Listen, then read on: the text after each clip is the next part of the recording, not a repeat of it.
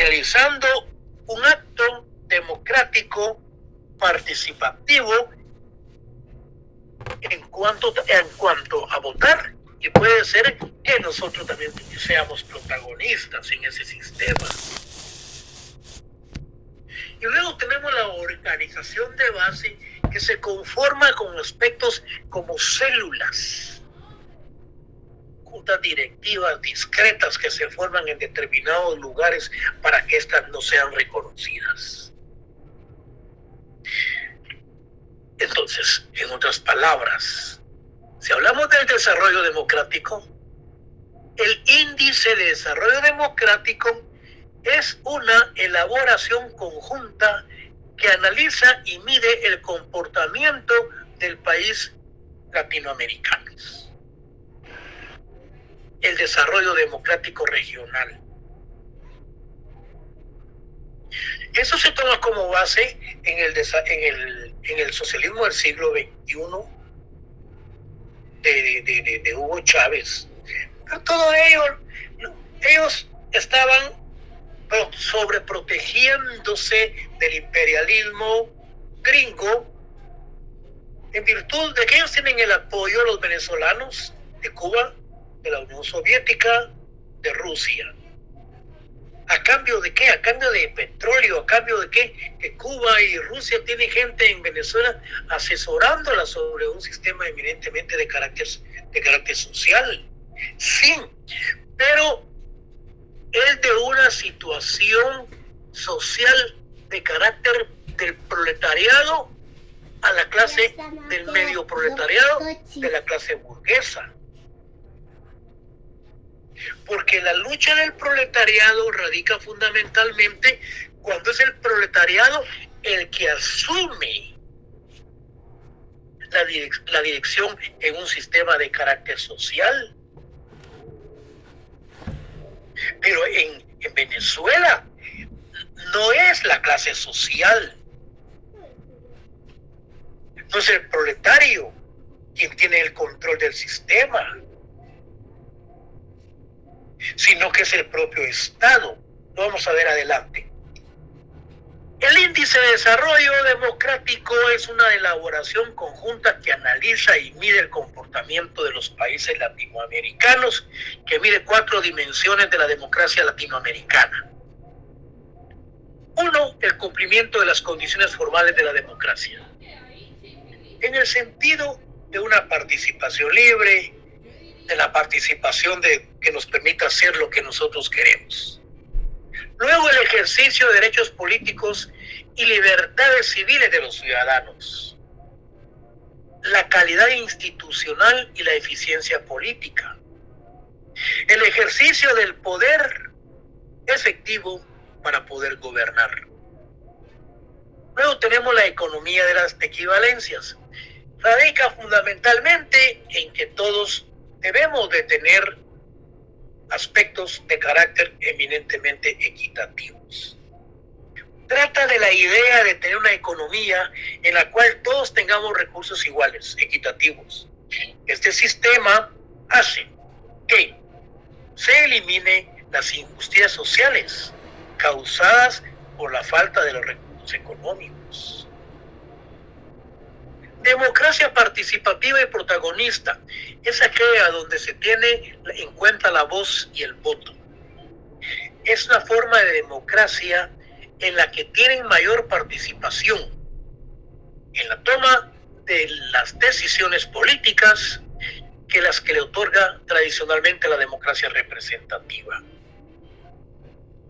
Lo que mencionaba, la elección del voto como sufragio democráticamente en un país, como poder ser protagonistas como actores políticos. Luego, la organización de base. El término organización de base sirve para identificar a las organizaciones de carácter social o político más cercanas a la calidad a la que sirven. La teoría de la organización de base es la célula. Así se les llamaba en la época de revolucionaria con los guerrilleros. Se crearon células en Cobán, se crearon células en San Bartolomé, las juntas directivas que en una forma discreta se iban formando que se iban también relacionando en el pueblo llano, en donde estos se encontraban. Bueno, entregando propuestas concretas tanto en la economía política como en la participación democrática de la ciudadanía para construir una sociedad libre de explotación, siendo necesario un reforzamiento radical estatal democráticamente controlado por la sociedad para avanzar en el desarrollo. Acá tenemos las bases fundamentales, lo cual fue un fracaso rotundo del siglo XXI del que habla Hugo Chávez. Uno, habla de la solidaridad, habla de la fraternidad y habla de la igualdad. Si ustedes se dan cuenta, estos son principios prácticamente de la Revolución Francesa: libertad, igualdad y fraternidad. Pero ¿qué no hacen ellos para superprotegerse de ciertos imperios? Porque sabían que solamente Nicaragua, México, eran los países que posiblemente se iban a adherir a ellos. Aunque en este último fraude no se han adherido directamente, porque lo que han solicitado Nicaragua y México es que se haga un recuento de votos en este fraude. Sin embargo, los demás países de Latinoamérica han desconocido completamente esas elecciones porque las han considerado como fraudulentas. ¿En qué radica la solidaridad? Es esa unión, es el apoyo incondicional a causas o intereses ajenos, especialmente en situaciones comprometidas o difíciles. Desde la llegada de Hugo Chávez, ese país estaba completamente comprometido con Cuba y con la Unión Soviética, de lo cual Estados Unidos como imperio estaba en contra de todas esas situaciones políticas de las que se estaban dando en América del Sur. Luego tenemos lo que es la fraternidad. Es el afecto, confianza, propio de hermanos o de personas que se tratan como tales. En efecto, lo que se busca es la solidaridad, ese apoyo de las personas, principalmente del istmo latinoamericano, del continente americano. Pero todo ello no se logró por las mismas políticas que ellos han utilizado con influencias de países socialistas. Luego tenemos la igualdad. Entonces mencionábamos la primera, fraternidad, solidaridad. Solidaridad, fraternidad, y luego tenemos que la igualdad de la condición o la circunstancia de tener una misma naturaleza, cantidad, calidad, valor o forma de compartir alguna cualidad o característica. Si ustedes se dan cuenta con respecto a estos tres elementos, nunca se cumplieron.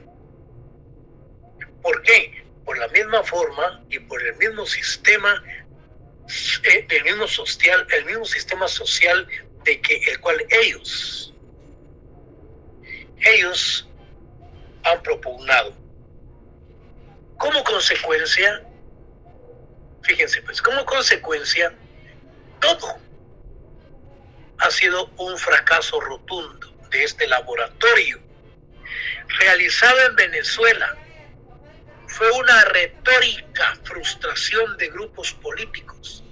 Cuando hablamos de esa retórica, se refiere a jóvenes que cada 4 años en Guatemala andan los políticos metidos en las aldeas, en los caseríos, con la misma retórica, con el mismo discurso de llevarles agua, de asfaltarles, hacer trabajo de infraestructura.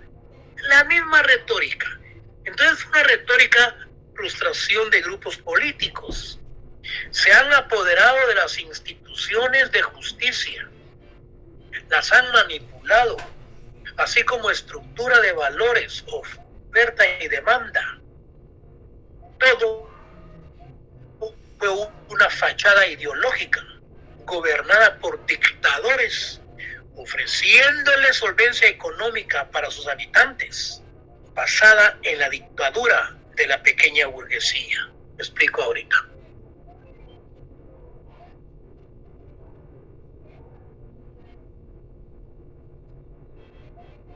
¿En qué consiste la dictadura del proletariado? ¿En qué consiste la dictadura de la pequeña burguesía? La diferencia radica en que la dictadura del proletariado, esa lucha social que se da, es quitarle a la burguesía el poder económico, político que tiene, y el proletariado pasa a ocupar la posesión que tenía esa burguesía. En Venezuela se da la dictadura pequeña de la pequeña burguesía porque fueron ellos los que en una forma totalitaria toman el poder y se han mantenido en base a fraudes, en base al control y cooptación de todas las instituciones del Estado. ¿Cuál es la diferencia entre la dictadura de la pequeña burguesía y la dictadura del proletariado? Es que el proletariado pasa a ocupar la clase burguesa y esta la del proletariado.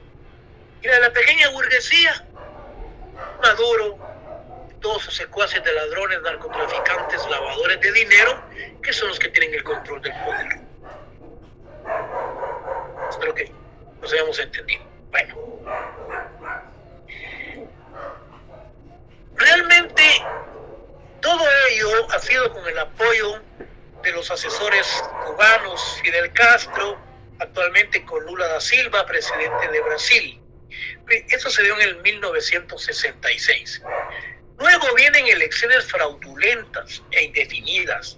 Fraudulentas e indefinidas. Indefinidas porque nunca señalan plazos ni tiempos para elecciones. Crearon una cultura donde se pierden las virtudes de libertad de pensar. Niegan la presencia de presos políticos, violando los derechos humanos, existiendo una gran pobreza e inmigración de sus habitantes. Hoy Estados Unidos de América ha ofrecido recompensa por su detención de Maduro. Se han embargado cuentas bancarias por lavado de dinero, por narcotráfico y por otros delitos. Entonces, el imperio norteamericano no les permite, no les ha abierto las puertas para que estos continúen amasando sus grandes fortunas en Estados Unidos. Estados Unidos hizo fue coartar el lavado de dinero por narcotráfico y por otros aspectos y por otros delitos. Ahora, el régimen chavista, presidido por Nicolás Maduro, quien fue designado a dedo por el gobernante Hugo Chávez Frías a finales del 2012. Antes de fallecer, lo nombró, antes de fallecer, dejó a Maduro en el poder. Este ha decidido festinadamente convocar a la celebración de elecciones presidenciales para el próximo domingo 28 de julio del 2024. Es decir, que con elecciones anteriores, estas han sido fraudulentas, pero por las presiones internacionales se vio en la necesidad de convocar elecciones en julio recién pasado, en donde todas las organizaciones internacionales han estado en contra por el fraude que se dio. Solamente Cuba y Nicaragua dijeron que se diera un recuento o un cuento de votos para ver si realmente había ganado, o por lo menos para decir que ganaron. Pero ahí toda Latinoamérica y el mundo está en contra de ese gran fraude, de esa gran dictadura que se está dando en Venezuela por medio del socialismo del siglo XXI. Los 27 partidos democráticos de la oposición convocaron a la suscripción de un pacto nacional de ofensiva para la salvación de Venezuela. La alianza opositora en su manifiesto político denunció todas las arremetidas y violaciones que ha cometido la dictadura de Maduro en contra del derecho a elegir del pueblo venezolano. El sistema electoral, la Asamblea Nacional y el proceso fraudulento actualmente convocado, el cual solo busca favorecer los intereses del régimen en contra de los venezolanos. Por cierto, cabe advertir que en declaraciones, el asesor de seguridad nacional anteriormente del expresidente Donald Trump, John Bolton, aseguró que la salida de Maduro es inminente, aunque no se realizó. Aunque reconoció que la terminación del régimen de Maduro se tornó difícil debido al apoyo cubano, y asimismo afirmó que el alto mando de las Fuerzas Armadas venezolanas no quieren dejar sus negocios con el narcotráfico. Bueno, en conclusión, resumidamente, se ha hecho un análisis de la situación caótica por la cual atraviesa el pueblo de Venezuela. Esa es la verdadera realidad. Bueno, terminamos lo que es el materialismo histórico. Y hoy continuamos con el origen y la evolución del derecho agrario. Cuando principiamos con la clase, decíamos que el derecho agrario antiguo surge en la ley de las 12 tablas, surge también del Código de Hammurabi, y en otros lugares también se menciona del derecho romano, antiguamente.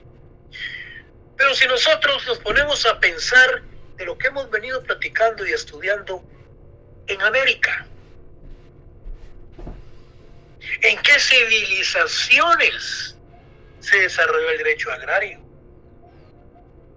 Bueno, en los mayas, en los xincas, en los incas y en los aztecas.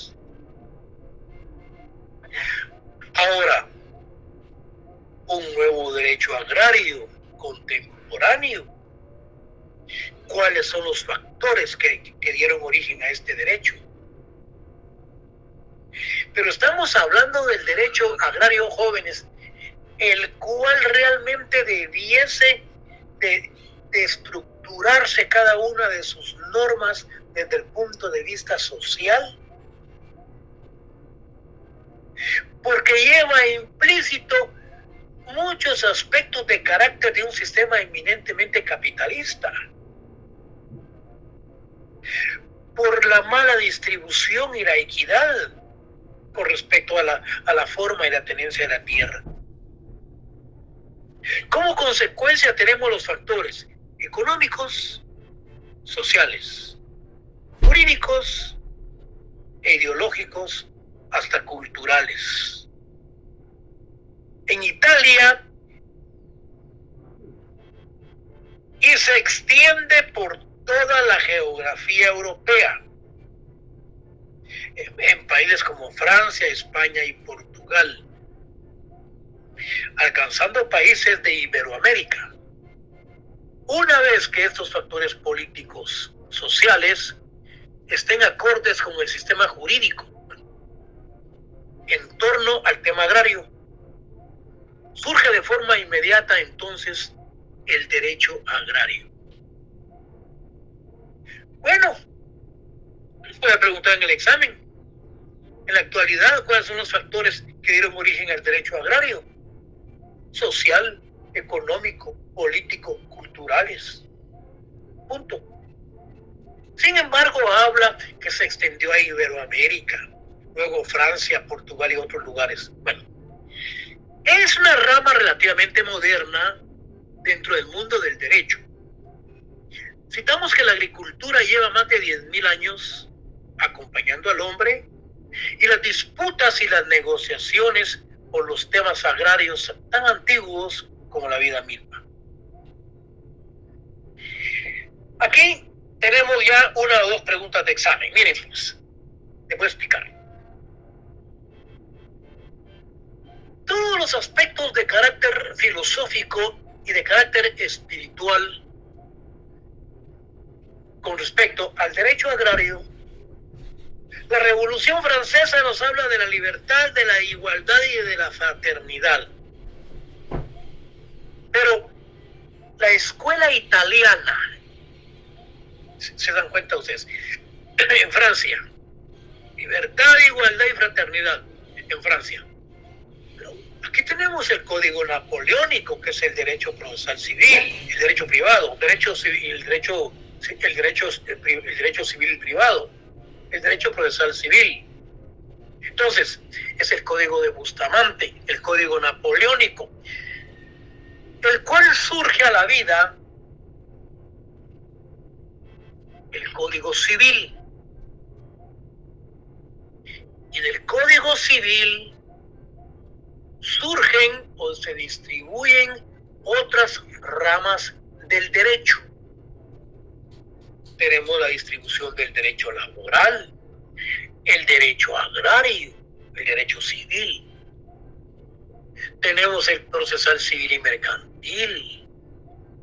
Y tenemos muchos derechos que surgen del Código Napoleónico, de la época de la Revolución Francesa. Posteriormente, surge lo que es la escuela tenemos lo que es la escuela de Nápoles y tenemos lo que es la escuela toscana. Sí.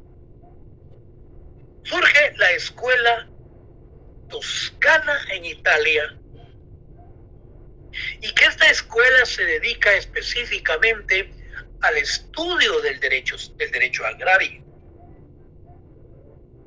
Y la escuela de Nápoles, que se dedica entonces al estudio del derecho. Miren, pues, no nos hagamos chibolas, vamos a ir por el orden. La escuela agraria toscana se dedica específicamente al estudio del derecho agrario. Y la escuela de Nápoles se dedicó al estudio del derecho civil. Aquí tenemos, vamos a ver qué dice. Mire pues. En Italia, en el siglo XIX, podemos encontrar las primeras manifestaciones sobre el derecho agrario. Los partidarios del derecho civil, después que el derecho civil en Francia, ¿verdad? Pero acá estamos en Italia. Comienzan a interesarse por las normativas agrarias y a realizar estudios en profundidad. Estas personas, estos pioneros, estas personas dedicadas al aspecto agrario, crean lo que es la codificación agraria y fueron conocidas y diferenciadas como la escuela toscana, dedicada al estudio del derecho agrario en 1922, que se estudió el aspecto agrario italiano, que se hablaba del derecho agrario, y luego tenemos lo que es la escuela de Nápoles, dedicada exclusivamente al derecho civil. En el examen, la escuela de Nápoles en Italia, ¿a qué se dedicó específicamente su estudio? Al derecho civil. Y los aspectos toscanos se dedicó específicamente al derecho agrario. Algunos pensadores sostienen que el derecho agrario proviene de la Francia. Aquí estamos, miren pues.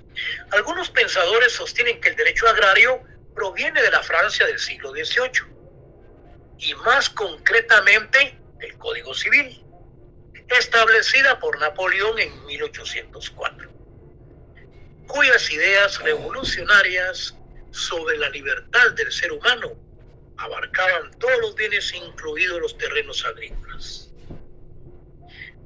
Aquí estamos con el problema de lo civil.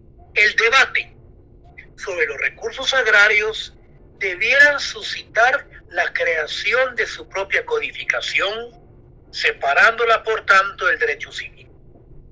Es decir, que a través de las discusiones, es decir, que a través de las cuestiones problemáticas que existían en esa época, se desliga, se separa lo agrario de lo civil.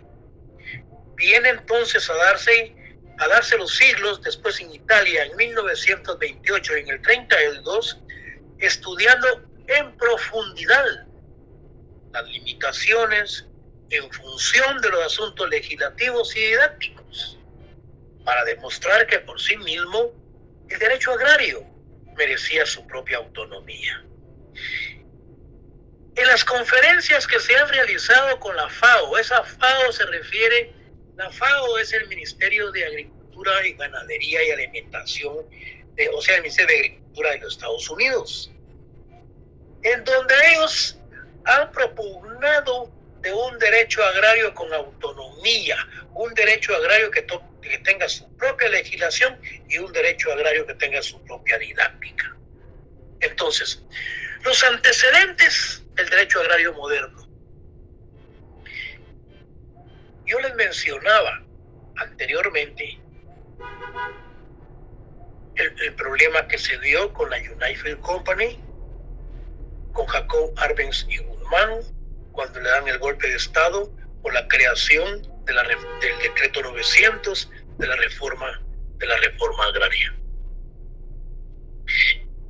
Todo ello trajo como consecuencia un gran atraso al país.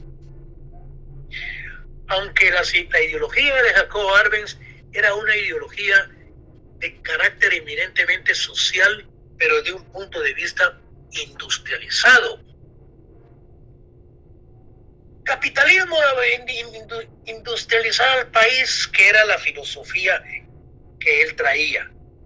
Pero los personeros de estas empresas exportadoras de banano que estaban en Izabal y en Escuintla, juntamente con Carlos Castillo Armas, juntamente con el cónsul y el embajador, hacen una mala propaganda en Estados Unidos y derrocan a Jacob Arbenz y Guzmán. Esa es parte del derecho agrario, del cual nosotros debemos de conocer a mayor profundidad. Vamos a ver si tenemos una plática para el 20 de octubre. Vamos a ver. Mire pues. Pero anteriormente el problema agrario en el país se da por las invasiones.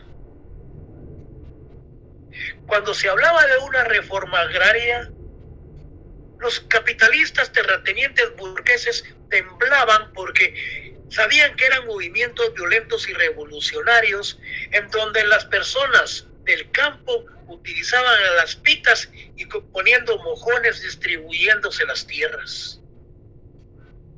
Mientras tanto, el nuevo derecho agrario moderno hoy busca esos acuerdos, esos consensos.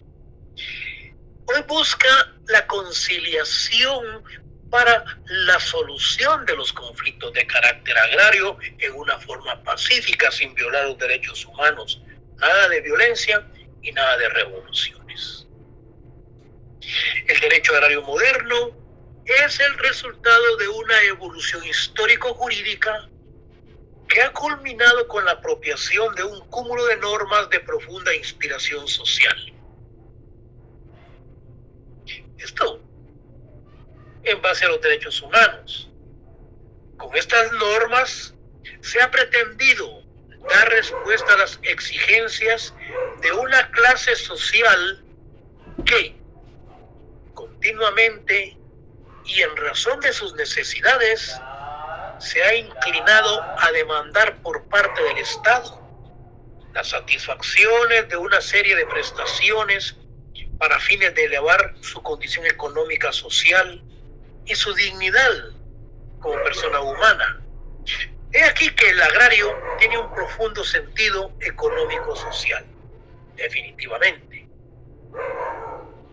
La equidad, la igualdad, La normativa agraria de rango constitucional, miren, la normativa agraria de rango constitucional es el resultado de esa profunda evolución jurídica en la que la propiedad ya no queda sujeta a los caracteres absolutistas.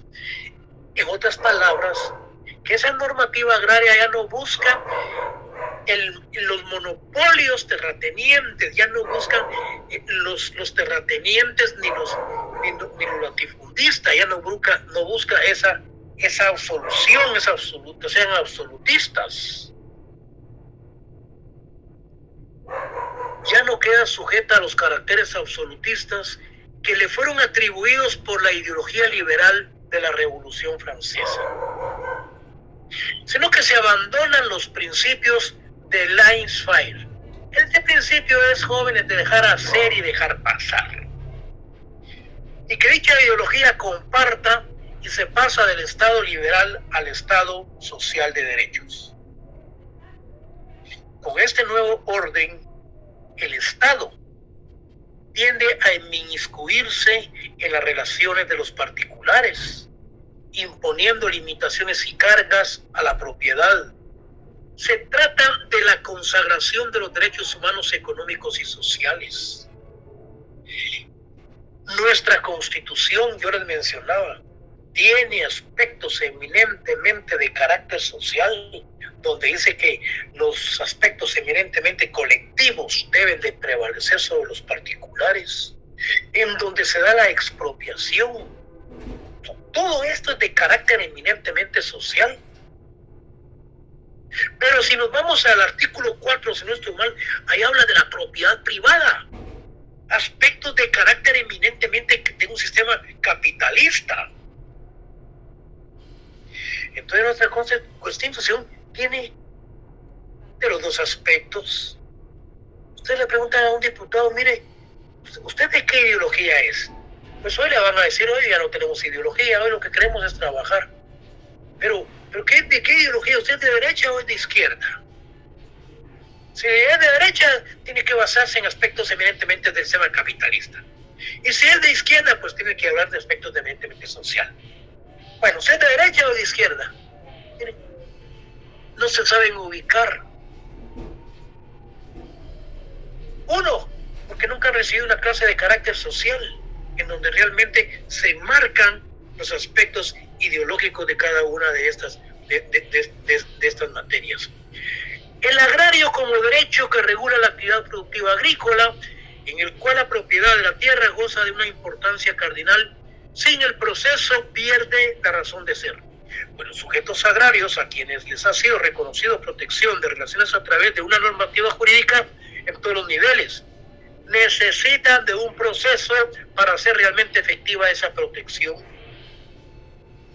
Sí, esa protección del derecho eminentemente sustantivo, cuando hablamos del aspecto social y hablamos de la propiedad privada. Y luego se le debe dar cumplimiento a ese aspecto de carácter procesal, que nos referimos al derecho eminentemente adjetivo.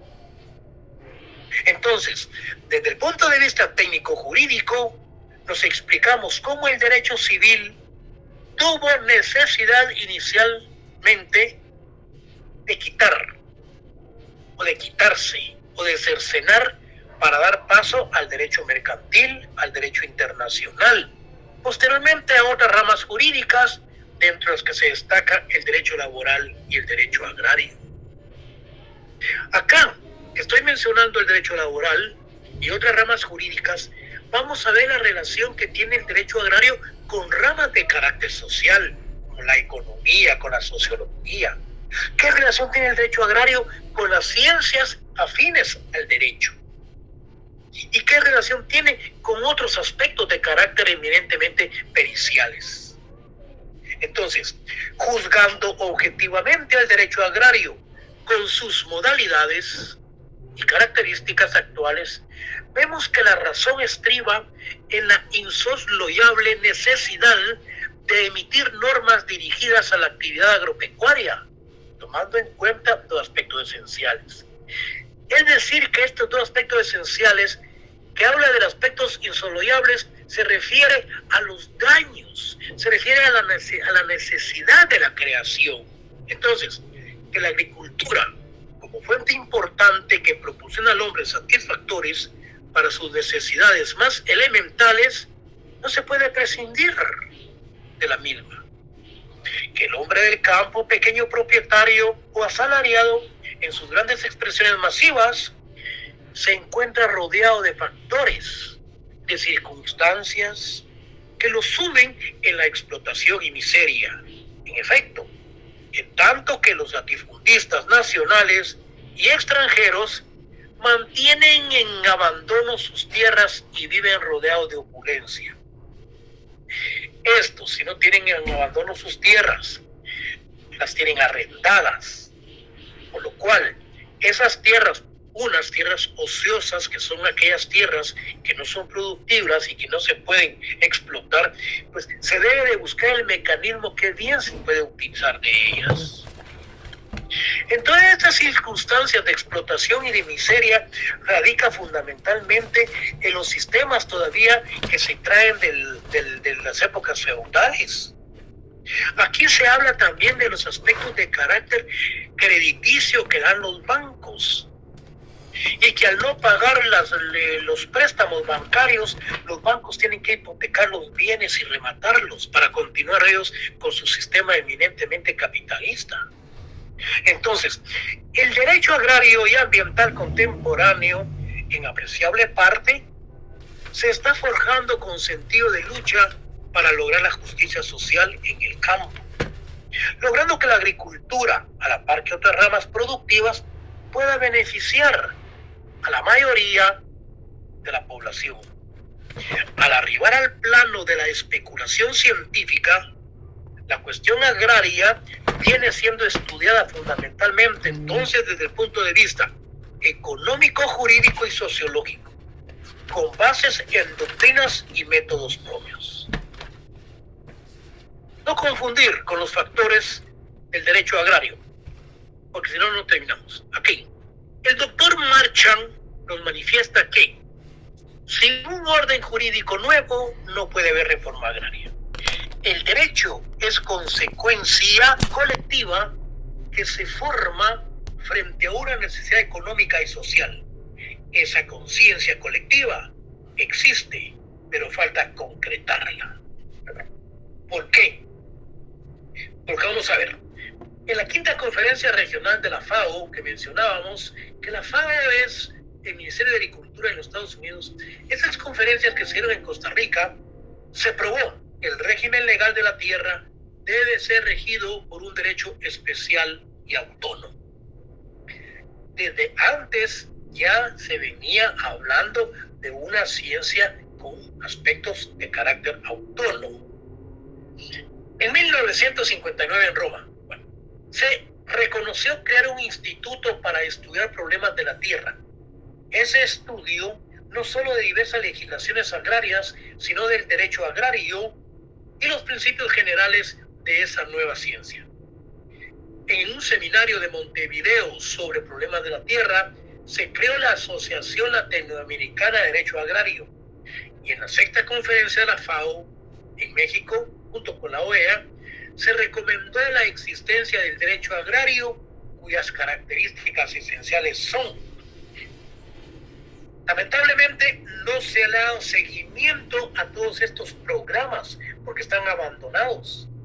No se les ha permitido la reunión de todos los ministros del área en agricultura para darle solución y seguimiento al mismo. ¿Por qué? Por las mismas presiones difusas de coerción que se tienen. Porque son los terratenientes latifundistas quienes ponen y quitan presidentes, quienes patrocinan campañas políticas de diputados. Y cuando las iniciativas de ley llegan al Congreso, pues esto las engavetan y no las sacan. Cuando quieren los exponentes que patrocinan campañas cobrando sus facturas. Entonces, disciplina jurídica autónoma de contenido específico y propio, diferenciada de las otras ramas del derecho. Debe tener una autonomía científica, didáctica y legislativa. Además, se dijo que mientras las normas del derecho positivo latinoamericano, dice, que rigen el derecho agrario no sean sustituidas por las que aconsejan las nuevas figuras jurídicas del derecho agrario, será muy difícil que las recomendaciones y resoluciones de estas conferencias internacionales puedan ser realidades.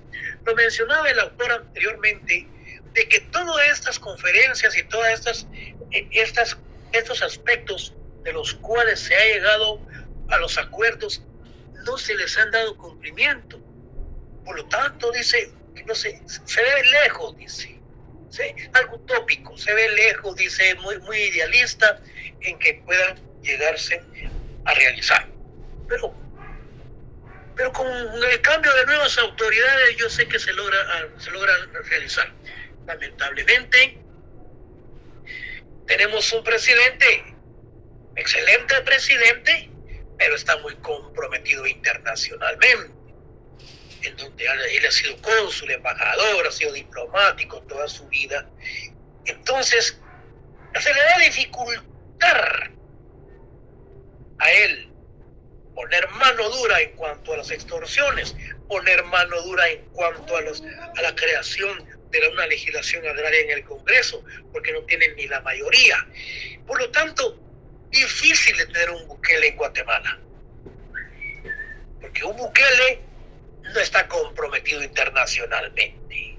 Cuando internacionalmente llegaron los derechos humanos, se les dijo: entonces ustedes vayan a darle de comer a ese millón de narcotraficantes, extorsionistas y asesinos. Ahí están. Vayan ustedes a dar de comer, pues, y mira qué hacen con ellos. Mientras tanto, yo soy el presidente y yo tengo que gobernar mi país.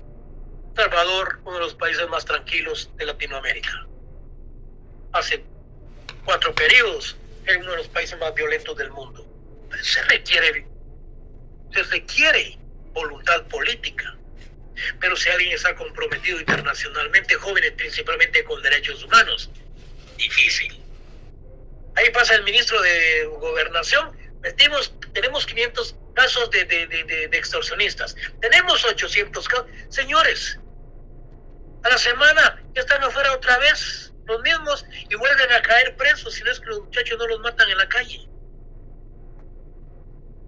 Entonces, se requiere de un país que realmente independiente, pues, económico, un país que tenga realmente voluntad política. Nosotros tenemos que saber votar. Lamentablemente nos quedan 4 años. Tenemos que saber votar por un Bukele, alguien que realmente no esté comprometido internacionalmente, pero que no forme parte de la clase corrupta, porque todos caemos en el mismo círculo vicioso. Así es que creo que son numerosos los factores de todo tipo que fueron clave para el nacimiento del moderno derecho agrario que hoy en día conocemos.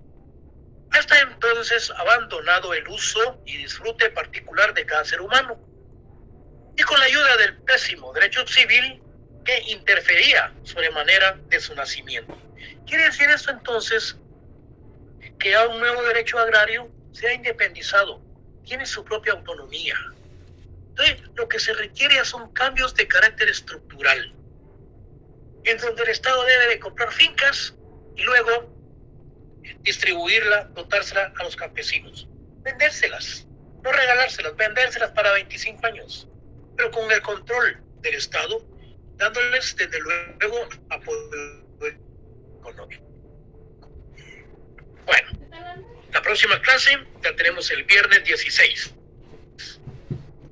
Aquí vamos a continuar con los factores del capitalismo, la crisis del derecho privado, la evolución constitucional. Quiero decirles algo. Estoy viendo la posibilidad, a ver si se les envía material para que ustedes estudien. Las preguntas son estas, las que yo les estoy mencionando. Factores económicos, sociales y políticos. La escuela de Nápoles, la escuela toscana. Eso es lo que viene en el examen, jóvenes. Y lo que yo les estoy dando. Entonces, si tenemos la posibilidad, a ver si se les envía se les envía material. Bueno. La otra cosa que le quiero decir, pero se lo van a reservar. ¿Ustedes saben cuándo se inician los exámenes? No, licenciado. No, Lic. Inician el 26 de agosto. ¿Y usted cómo lo sabe? El profesor de civil nos lo dijo el jueves. Les pasó el chisme. Sí. Pero usted tampoco diga nada, va. Entonces no les digo nada. No brigué entre nosotros, Lic. Entre nosotros, entre gitanos no nos leemos las manos y entre los bomberos no se machucan la manguera. Que conste que el de la cátedra de civil nos dijo que era secreto, oye. Bueno, pongan atención. Miren pues, pero es para ustedes, para los que están en clase, y ustedes ya saben cómo se van a examinar y toda la cuestión, y se ordenan. El 26, el día lunes, principiamos con derecho agrario. Luego tenemos el 28, derecho administrativo 1. El 30 tienen derecho laboral 2. El 3 de septiembre tienen derecho procesal penal 1. Y el 5 de septiembre tienen derecho civil 4. Así es que no les doy el segundo parcial ni finales, porque es posible que puedan haber cambios. Entonces, por lo menos, ya estamos anuentes, ya sabemos la fecha de nuestro examen, y tranquilos. Tranquilos, no tienen por qué ponerse nerviosos. Los exámenes no van con sesgo alguno. Es de lo que se está viendo en la clase. Lo único que hay que asistir. Si hay alguna pregunta, a la orden. Ahora, si no, nos miramos el próximo 8, el próximo 16 de agosto, para entrar a la 8ª clase. Solo nos quedan 3 y entramos al examen, al primer parcial. ¿Una pregunta? De momento no, licenciado. Muy amable. Gracias. Gracias, Lic.